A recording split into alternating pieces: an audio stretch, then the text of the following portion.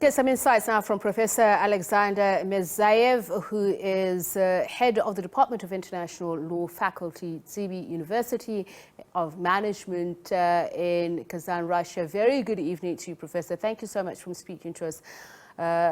Obviously, the information highway deeply divided depending from the prism of which it's reported.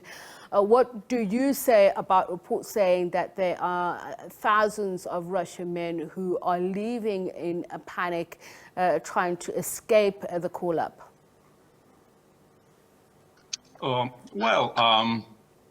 I can't really comment on that because we have a certain video recording of people leaving. This recording should be first proved how correct they are. But we also see alliance to the military offices with volunteers. So it's a situation that has different sides. Okay.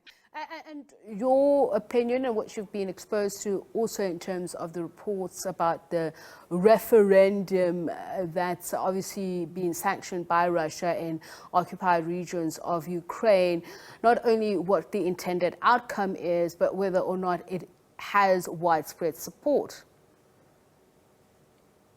The intended outcome is obviously to establish the will of the people. And to understand the referendum as such, we have to remember that several months ago, the Donetsk People's Republic and the Luhansk People's Republic already proclaimed independence. So for the moment, they consider themselves and they're recognized by Russia as an independent countries. So it's a referendum, not in Ukrainian territories anymore. It's a referendums in the proclaimed independent countries. And as you see from your own footage you just shown to us, people are freely giving interviews on the street, telling that they don't want the referendum as such, or they don't want to vote in favor. So it's kind of proof that referendum is conducting in a free manner. So 2 points interesting. In the Donetsk region, you've had Denis Pushkin, who has said the referendum is a historical milestone. At the same time, you have Ivan Fedorov, the Ukrainian mayor of Melitopol in the Zaporizhzhia region, saying that there were actually people from the Crimea who were brought into his city and urged to vote. Is the atmosphere conducive to people exercising their free will? Because there are also reports suggesting that officials carrying ballots to apartment blocks were accompanied by what is said to be gun-toting police. Would this be for security, or is it just simply seen as exerting pressure?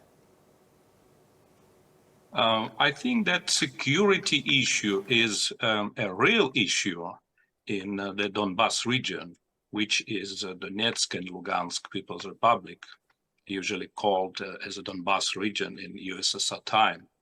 So we have to remember that during last 8 years, the peoples of these Donbas regions was under the permanent shellings.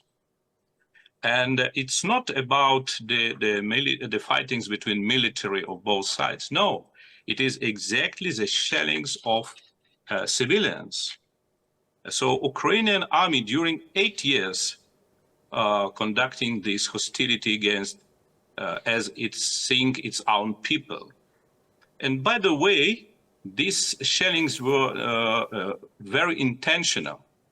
You know, I worked many years in international criminal tribunals, and I know the criminal trials, international criminal trials, not from distance, but from inside. And I know how much the prosecutors are trying to find the evidence of the intent of the leaders. Sometimes the prosecution even falsified the evidence in order to get any proof. But in a case of Ukrainian leaders after the coup of 2014, the proof is obvious. You don't need to find evidence because the several leaders of Ukrainian government openly and demonstratively shown their real intent towards people of the East. I give you several examples. The Prime Minister of Ukraine, Mr. Yatsenyuk, in 2014, he called the people of Donbass as non-humans. The next president after Yatsenyuk, the President Poroshenko, he openly, and the recording you still could find it on YouTube, said that the people of Donbass will never live in peace and their children will spend their lives in the cellars, meaning that Ukraine army will shell their homes for their whole lives. And the current president, Mr. Zelensky, he also openly said that the people of Donbas region are not humans, but species.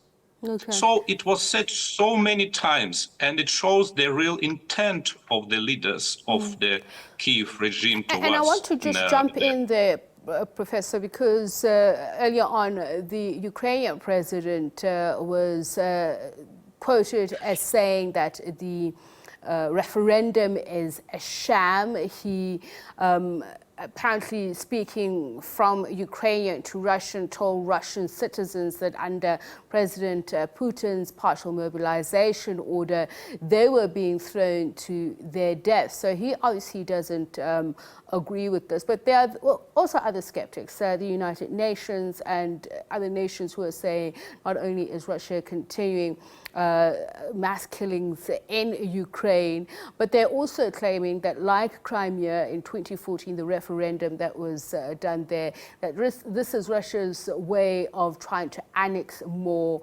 territory. Your comment on this? You know, the problem of referendums is always very difficult. I think you know very many referendums that people came to them with very big fighting. So the road to referendum of, for example, people of Eritrea, it was a long road and an armed struggle.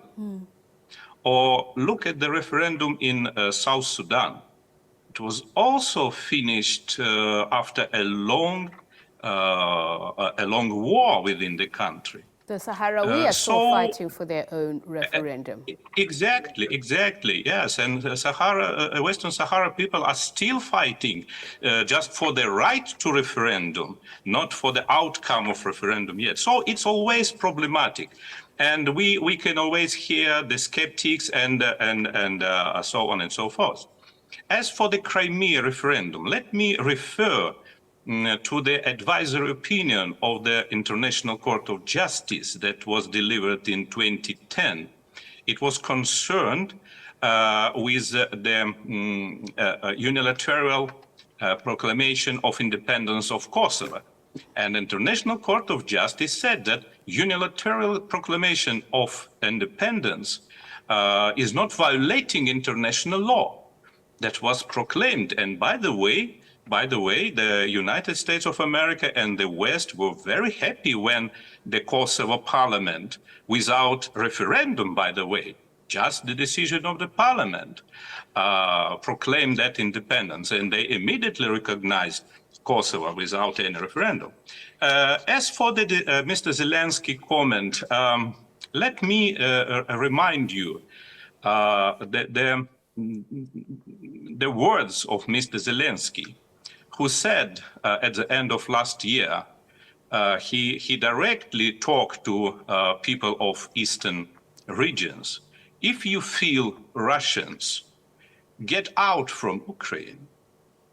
So I think the people of eastern region just doing now what Mr. Zelensky recommended. Okay. Professor, thank you so much for your time and insights. Really appreciate it. Professor Alexander Mezyaev, who's at the TISBI University, head of international law faculty.